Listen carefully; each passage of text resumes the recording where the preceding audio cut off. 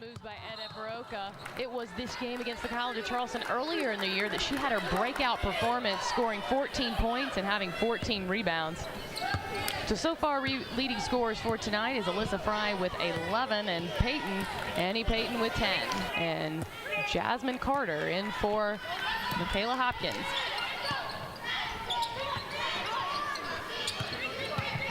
Green drives, pulls up, hands it off to Carter. Carter goes up strong, and she's drawing the foul. Headed to the line for a three-point play. That's only a 26% free throw shooter. Cashes in on that one.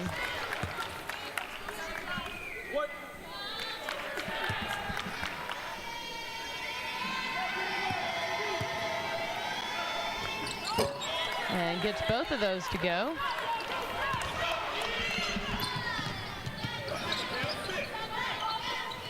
Hopkins inside, turns around. This one falls for the Cougars. Drives to the basket and draws a foul. Trying to score any way they can to get back in this game right now. 57-44 with 11:49 to go. So plenty of time, but the momentum needs to shift for the Hofstra Pride. We're under 6 minutes to go here at the TD Arena. 71-58. It's College of Charleston breaking the press here against the Hofstra Pride. Brown setting up the offense. College of Charleston showing real patience offensively this afternoon. And nicely done again by the freshman Carter. She makes it all look so easy, Robin. College of Charleston in good position for the sweep of this Hofstra team, beating them earlier in the year at their place, and now 15-point lead here in the second half. 43, College of Charleston keeps the lead. 10 minutes remaining in this game. Great backdoor cut by Jazz Green. Fry scoreless here in the game. 13 on the shot clock. Inside to Walker. Fouled and gets the 2 points. Great positioning by Hopkins. She pinned her defender under the basket. Great pass from Fry. They drew that up perfectly. And Hopkins makes it easy. When she gets the ball down there, she's not trying to do too much. She knows she has position. Turn and shoot. Opportunity for a three-point play by Hopkins, and an opportunity for College of Charleston to get that lead back up to 10, and she does it. Charleston, 3 great defensive possessions in a row, now looking to increase their lead here on offense. 9:19 remaining in this game. Pulling the trigger is Alyssa Fry, and an air ball tracked down by Bolden. Watch the shot clock. Nice moves by the freshman. Big time, Will Bryan. Bree Bolden knew that the clock was still running after the air ball, just pulled right up. Right there, that kind of 12-foot jumper range. Delaware wants to talk about it. They'll take a 30-second timeout. 57-43. College of Charleston with the lead. 9:01 remaining in this game. No points registered. Turnover there by the Blue Hens. Here come the Cougars. Can Fry get on the board? She does, and draws the foul. Headed to the line for a chance for a three-point play. Great play from the left side of the basket. Maybe not her strongest side, but she's able to pause, put the ball right back up. You see in the transition where College Charleston likes to run. Great play by Bolden, but Fry just went over to the left side, goes up and gets the layup. Alyssa Fry gets on the scoreboard for the first time this evening. And sometimes that's all you need to do. You know, it's a layup. You see the ball go in. You have that confidence now because you know that the ball's going to go in the basket, and that could open up her outside shooting. Fry is CFC's all-time three-point shooter with 202 before this game.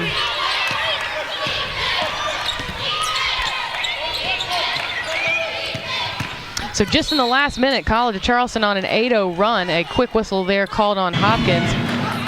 So 4.6 seconds differential between the shot clock and the game clock. So College of Charleston will get another possession even if Delaware scores. And we'll see if Delaware tries to go quickly. Ball loose. Good job by the College of Charleston to recover. Great hustle. 22 seconds. Jillian Brown draws the foul. She's somebody you want going to the free throw line for sure. 74% free throw shooter. And a huge senior leader on this Cougar team. Except there's only 8 fouls on Delaware, so this is a 1-and-1 situation. So she has to hit the first to get a second shot and make it a 2-possession game. So Delaware uses their last timeout to try to ice Jillian Brown. So right now, one of the biggest moments, perhaps the biggest moment of the game, will be with Jillian Brown when she returns to the free throw line. The 1-on-1 situation, an opportunity to put College of Charleston up by 4. Right now, only up by 2. And heck, you have the opportunity, if she misses the first one, to get that offensive rebound, to reset everything, make them foul you again, and then go back to the line. So everyone has to be prepared for essentially any scenario right here off of this free throw. This will be Brown's first attempt at a free throw in this entire ball game.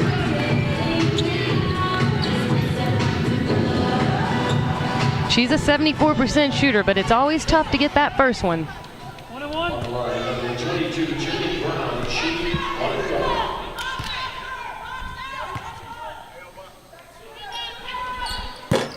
Oh, no good. Can they get the offensive rebound? They're going to call a loose ball foul. Bolden is down on the floor.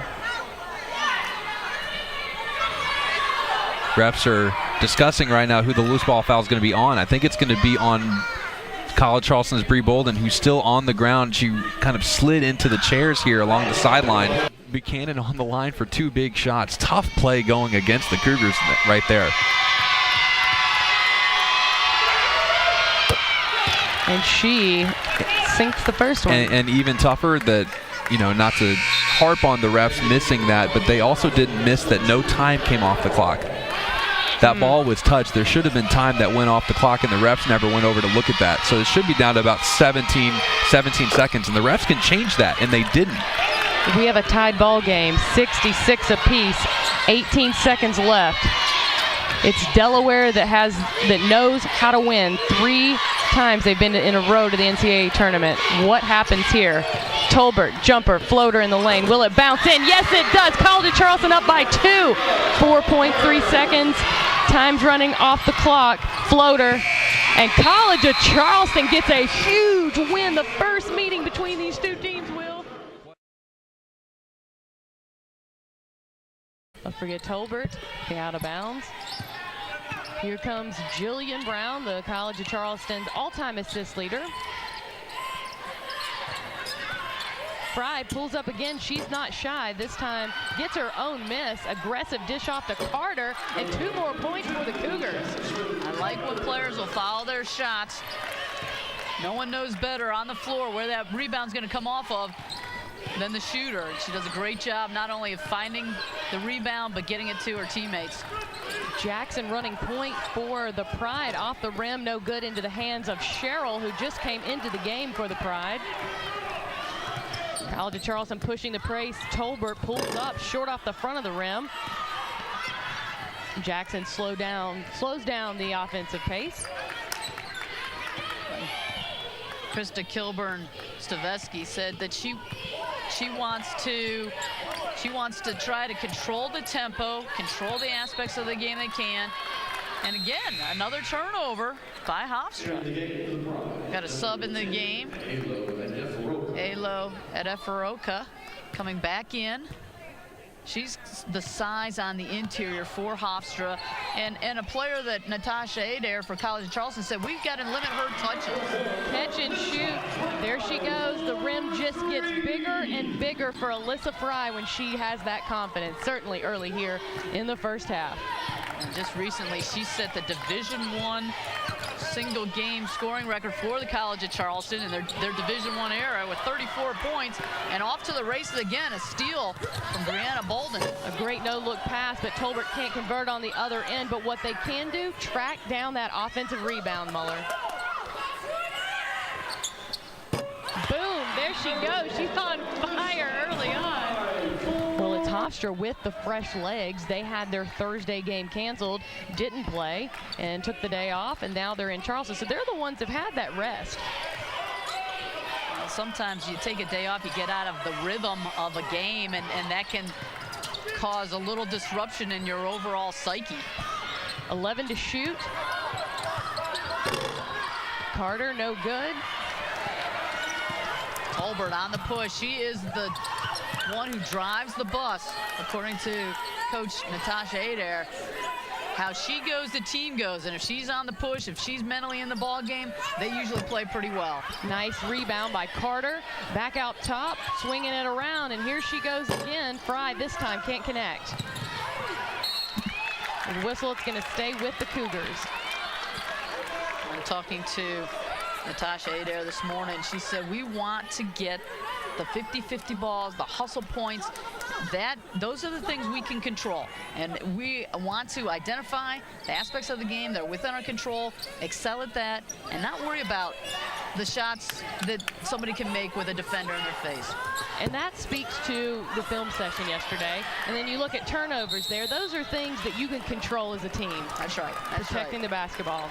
And College Charleston doing a great job taking care of the ball. Just 2 turnovers so far and forcing those turnovers. They've forced 7, 4 steals, 5 steals so far for the college.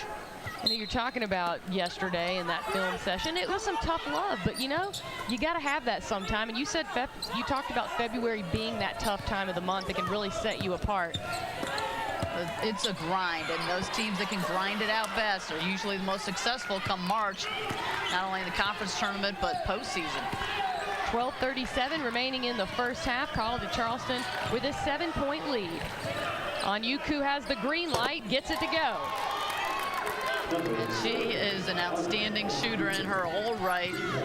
She's been the scoring leader, sharing those honors with Annie Payton. They've about split about 9 games apiece, leading the team in scoring, and they're going to need one or the other to really get on track in order to climb back into this ball game. Jackson all the way in for 2. Now just down by 2 points, 14-12 here in the first half. And then a takeaway. So getting the ball back, have an opportunity to tie it up here. And that's where College of Charleston needs to be a little more patient, be heady about where their openings are. You can't give it away for free. There she goes again on Onyuku, 2 in a row. Number 40 with 6 points so far.